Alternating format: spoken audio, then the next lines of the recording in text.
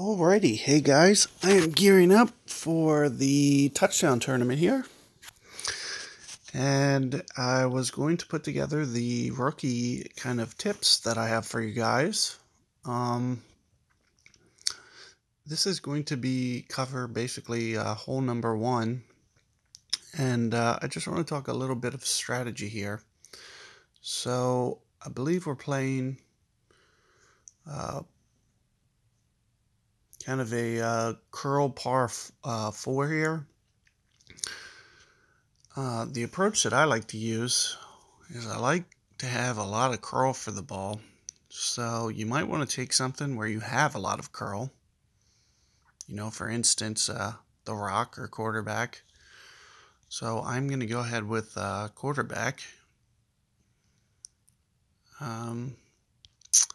And aside from that, I'm assuming I'm going to basically, have a pitch. But if I'm not, if by some mistake I make an accident, I'm going to have Saturn on for a backspin shot just in case.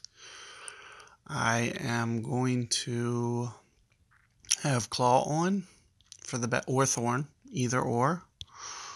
There. And, you want to make sure, just in case you hit that bunker, that you have, your longest sand iron to get out of trouble.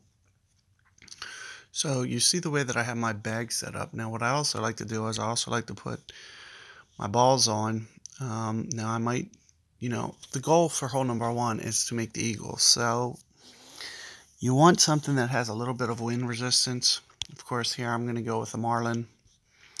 I'm not going to clear out these chests. I'm not really looking forward for Tour 3 chests because I don't really play with Tour 3 clubs, 1, 2, or so that's an important thing to note is, those chests, those Tour 3 chests that you win in Rookie Division will only have, Tour 3 or lower clubs in them. So if you were to look over at the clubs, that's Rocket, Extra Mile, Topper, or less in those chests. So across the board, I have most of those maxed.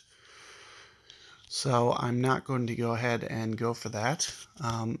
Also notice that they did give you these touchdown offers today. It might be, quality for you guys to, if you so choose, to pick up, a set of these touchdown balls. They're basically like mini berserkers. Actually, kind of more like a snowman now, I think.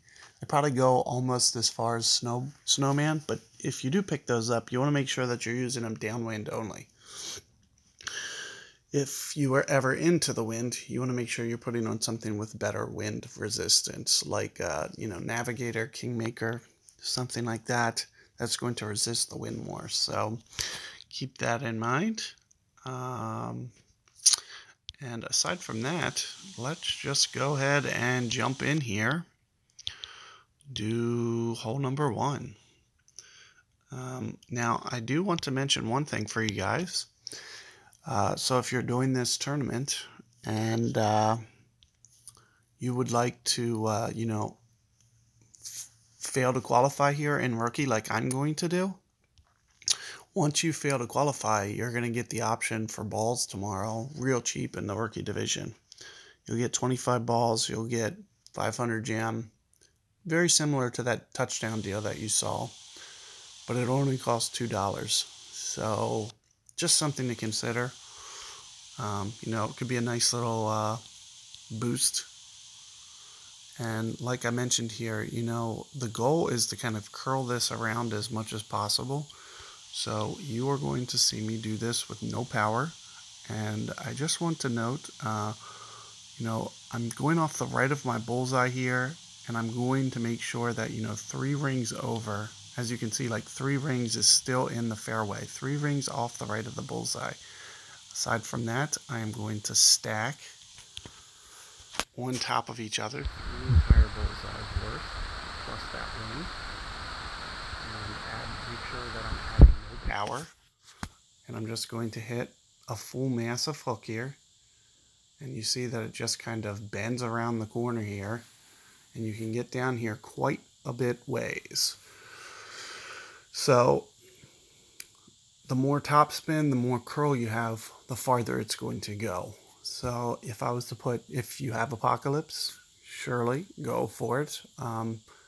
Same with Topper. You can try to get you can try to figure that shot out for Topper as well. And you can be down there even farther than me. So keep that in mind. I think if you are going to go the Topper route and you're doing the bullseyes on top of one another, I would probably stick to around go 2 full bullseyes for the big Topper and then come in maybe 2 or 3 rings just to be on the safe side, and then try to hit that massive hook. Make sure that you do not power it into the bunker. But that's one of the reasons that you're putting on one of your best irons, to make sure that you can get out of it just in case you do hit it in the bunker. So here you are seeing about 3.5 downwind. I like to play about mid club here when I get to here. So you are going to see me first off, keep the shot, make sure that my third hop is, well short of the hole here. In addition to this, I'm going to play about 1.5 rings for my adjustment. And aside from that, let it fly. Hopefully it goes in. And here you're seeing me just burn the edge today. No big deal. Just kind of nice to kind of get honed in there. And, the goal is definitely to make this one. And if you set your bag up right, Saturn, or another thing you can also do is go for the dunk on that, especially with a straight wind. The dunk is also very easy, especially in rookie division. And you'll be able to, try to make sure that you get this eagle. This is a great one to start off with, especially with how easy that wind is. It's just going to be, get the shot down and then, let it fly in the tournament. I'm definitely, forfeiting out of these matches. I don't even need the wins today, so just let that guy get his shot, be on his way. And we are going to gear up for hole number 2 here. And try to keep on trucking here. It's a little unfortunate I wasn't able to get that one today. But no big deal. Hopefully you guys do. And if you get on a little roll, say you make hole 1, hole 2, those are what you want to see, and potentially move on to the weekend round without with good qualifier scores, because those qualifiers are going to be important. So it's like your number 1 tiebreaker is having a very low number in that qualifying round and opening round. It's a cumulative of those 2 scores. So if you shoot 13 under and 26 under, then your tiebreaker is 39 under. If you shoot 10 under and then 20 under, your tiebreaker is 30 under. So you can see that you want to always be thinking about that, and make sure that you try to get the best tiebreakers you can as possible. So that way when you shoot the exact same score as somebody, that you end up on top of them.